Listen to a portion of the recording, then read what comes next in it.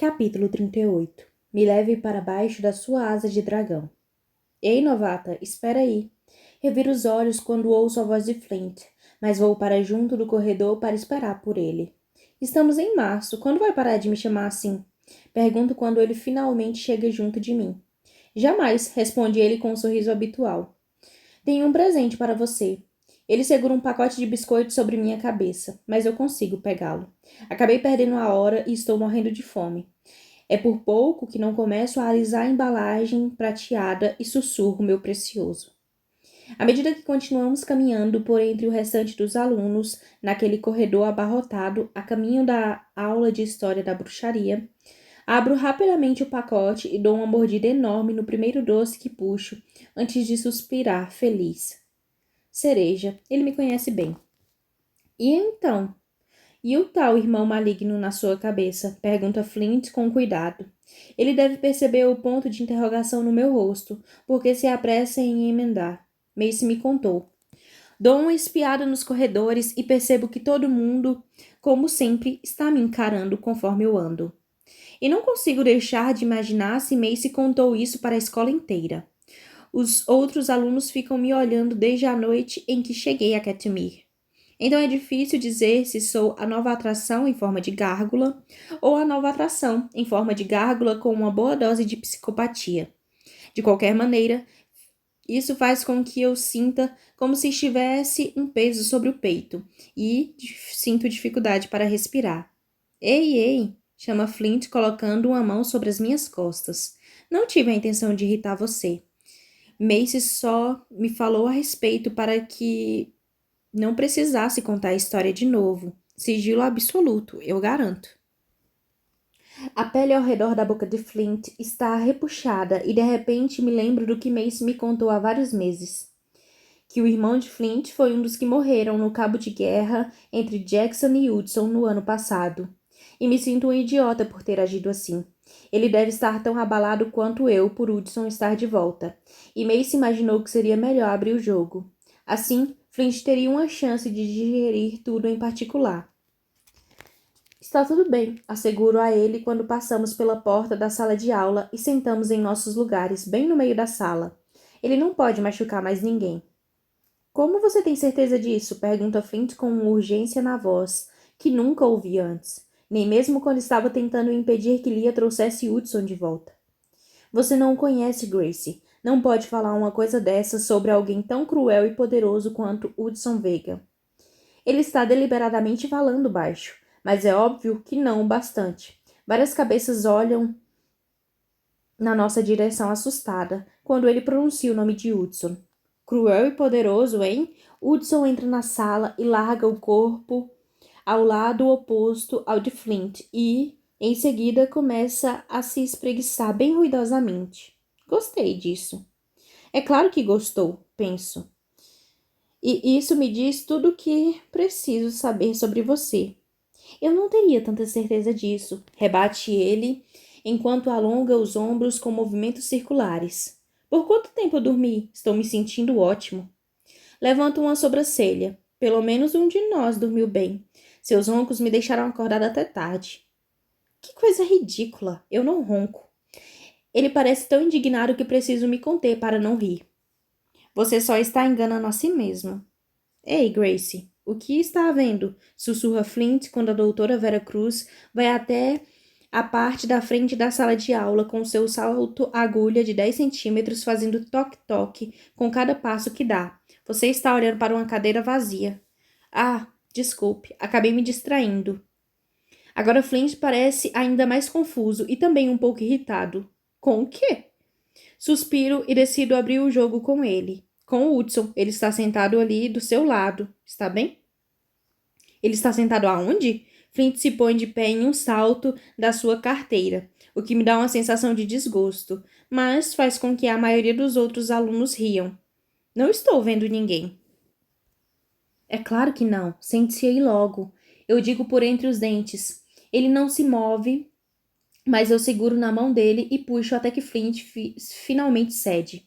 Está tudo bem, repito. É só uma projeção mental do fantasma dele que está morando na minha cabeça por enquanto.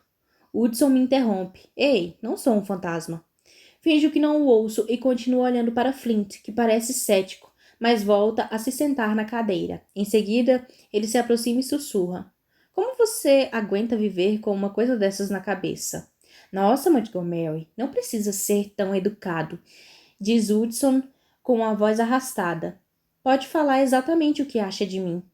Dá para calar a boca? Rosno para Hudson, mas continua olhando com firmeza para Flint.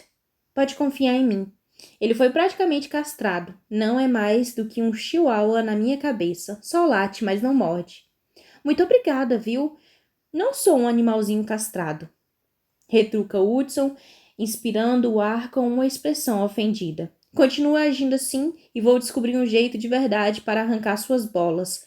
Sustento o olhar dele para que saiba que estou falando sério. Aí estão as garras de que tanto gosto. Ele sorri para mim. Você tem mesmo uma atitude forte dentro de si, Grace.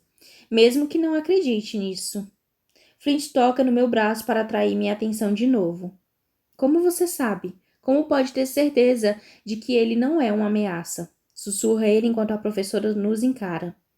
Porque, por enquanto, o único poder que ele tem é o de me matar de raiva com seus papos irritantes. Além disso, tenho certeza de que Macy lhe falou que já temos um plano para tirá-lo da minha cabeça e fazer com que se torne um humano comum.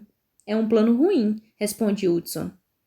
Ela falou e vocês podem contar comigo, diz Flint, mesmo percebendo que a doutora Vera Cruz está vindo na nossa direção. Com os saltos batendo no chão como se fossem disparos de uma pistola em meio ao silêncio que se formou na sala. Para quê? Pergunto. Para qualquer plano criado por vocês para arrancar as presas de Hudson, explica Flint, porque estou totalmente dentro.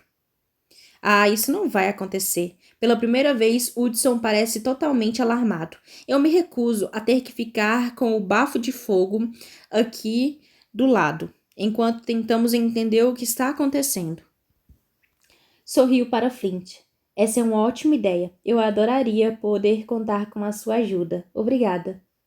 É uma ideia terrível, resmunga Hudson, enquanto volta a se acomodar na cadeira com os braços cruzados diante do peito.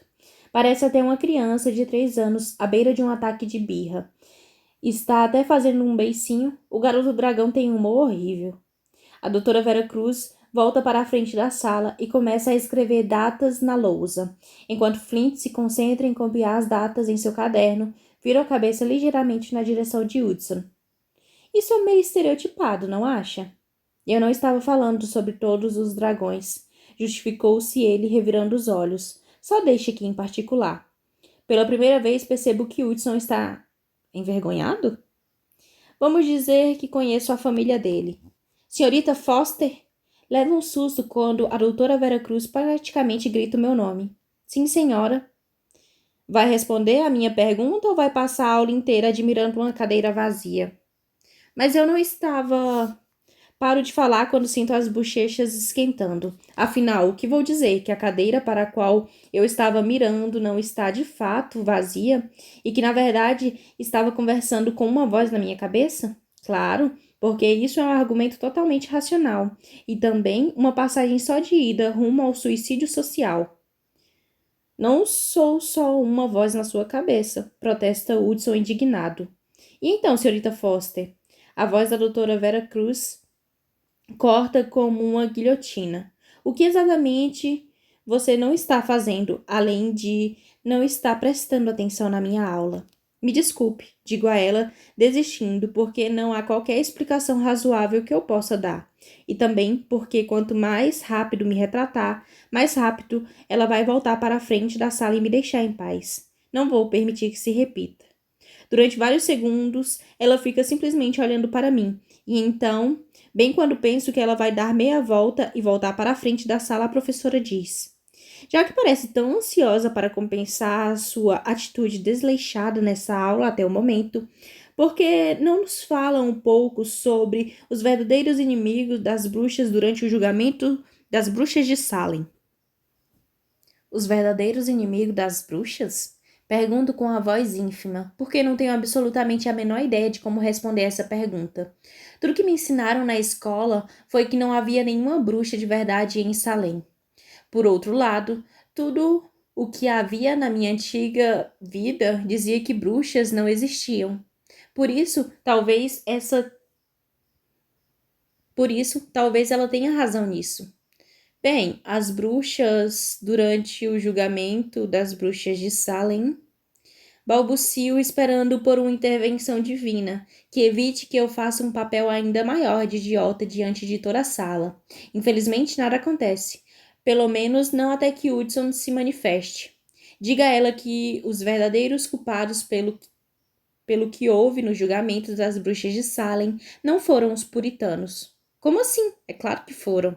Nada disso. Os julgamentos foram armados pelos vampiros. Pura e simplesmente. E as pessoas que morreram naquele lugar eram peões em uma batalha insignificante.